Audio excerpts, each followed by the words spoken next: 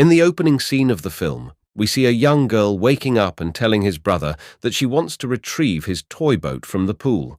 Then she attempts to pull the boat, which was initially moving on the water in the beginning scene of the film, out of the pool with a large mesh bag. Suddenly, it seems like something pulls the little girl and throws her into the water.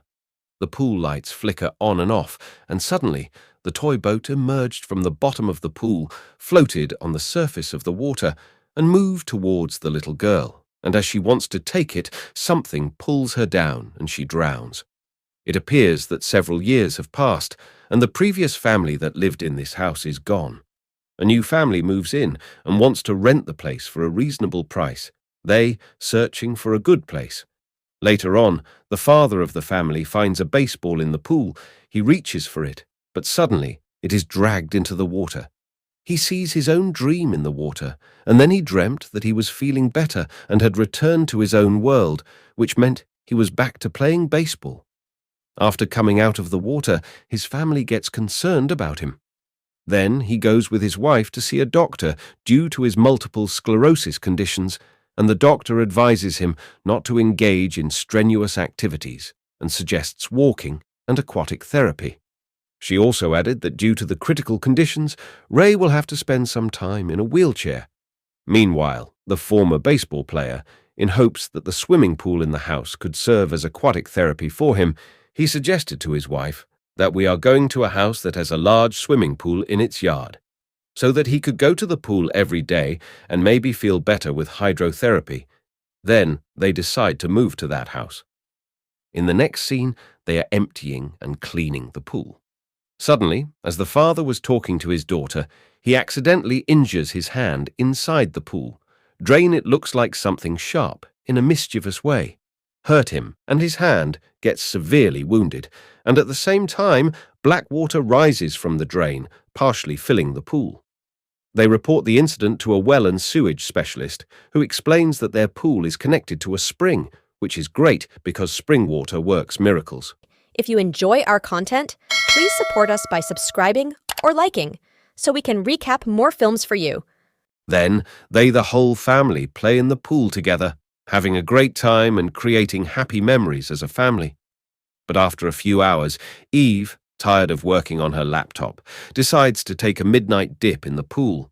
However, as she swims for a bit, she glimpses her husband underwater, looking at her strangely. When she looks again, he's gone, as if it were just her imagination.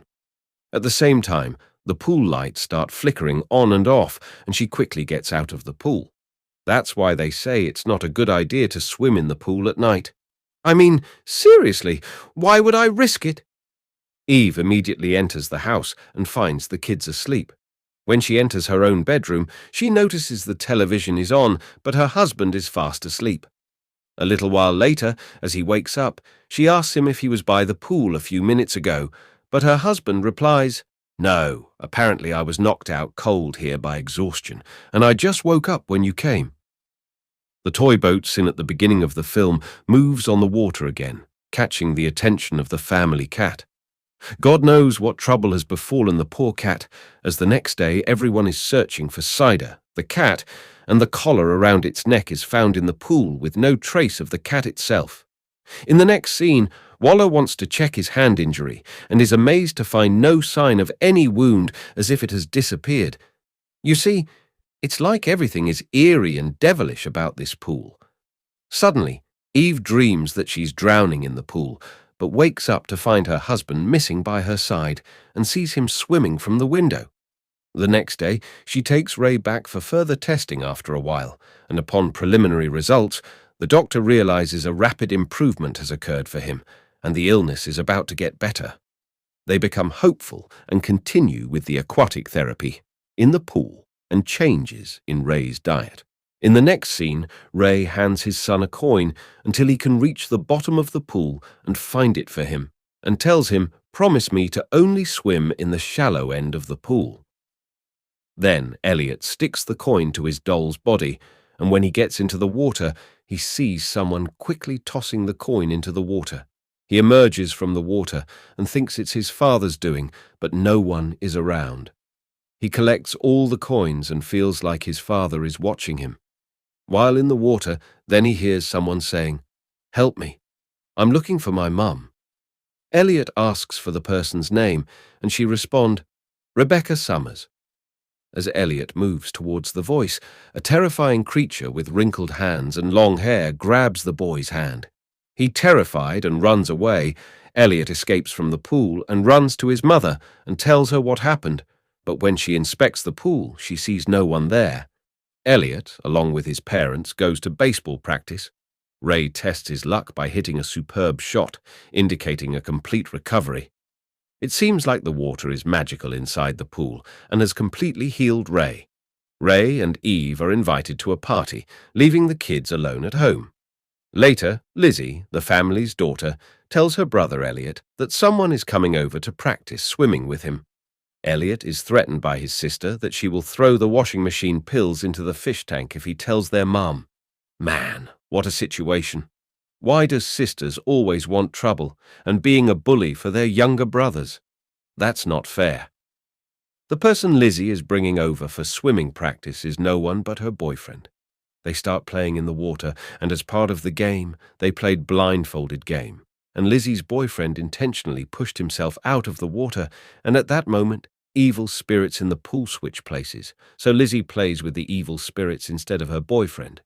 With his eyes closed, she doesn't see their ugly faces and thinks his boyfriend is tormenting him. He goes underwater to catch his boyfriend off guard, but a demonic being grabs his legs, trying to drown her. When she escapes and resurfaces, her boyfriend helps her. Lizzie tells him there is something creepy in the water. Next, they are throwing a party and inviting their friends, and everyone is in the pool. The woman who introduced the house to them is invited too.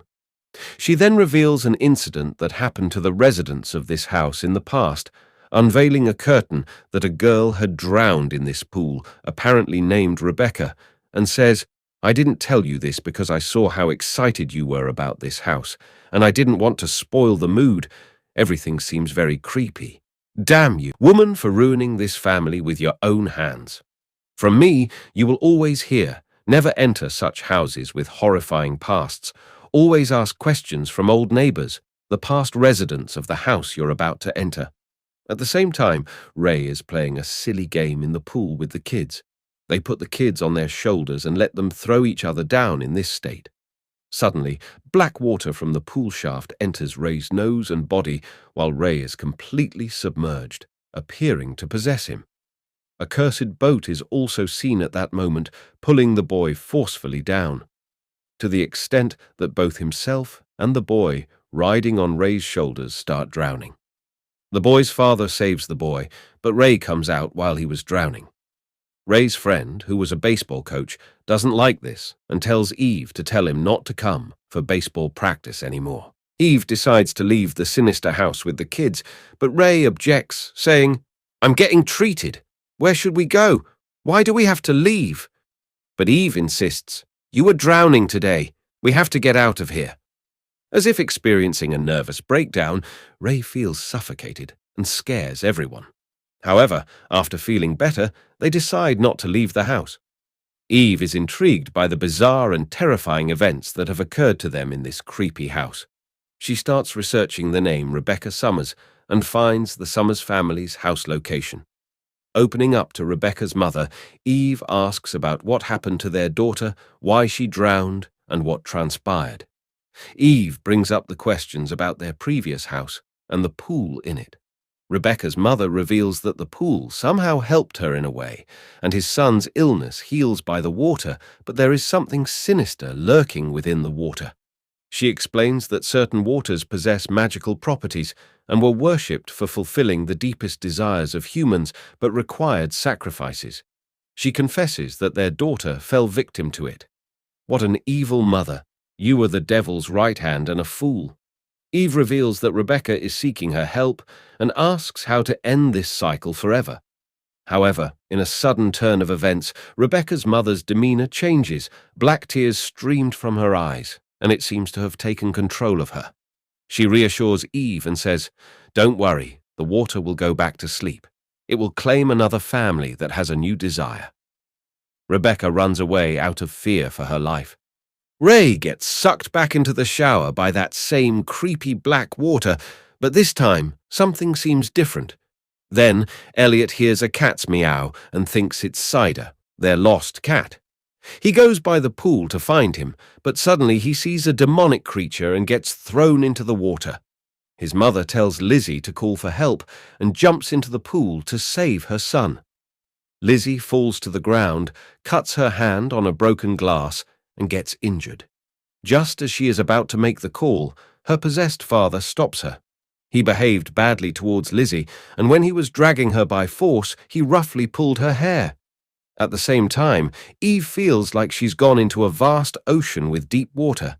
Then, all the spirits of the pool's victims start attacking her, but at the last moment, Rebecca appears. Then she shows her the marked coin of her husband, Ray, and guides her to swim to the surface for safety. Lizzie is terrified of her possessed father, and then Eve, along with Elliot, manages to find a way out and reach the water's surface. At that moment, Lizzie grabs a wooden baseball bat and hits her father with it, breaking the possession spell. But now, Elliot's feeling, who has come out of the water, is getting worse. Then, Ray says someone must pay for it, warning his family not to follow him. He walks back into the water, sacrificing himself for his family. That's selfless sacrifice, they say. You have to give up your life for the survival of your family. What a profound story. In that moment, suddenly Elliot's drowning state gets better, and they all find a way to safety. In the final scene, Eve, Lizzie, and Elliot, while discussing about the pool and the next occupants of the house. The movie ended with a scene of filling the pool with dirt.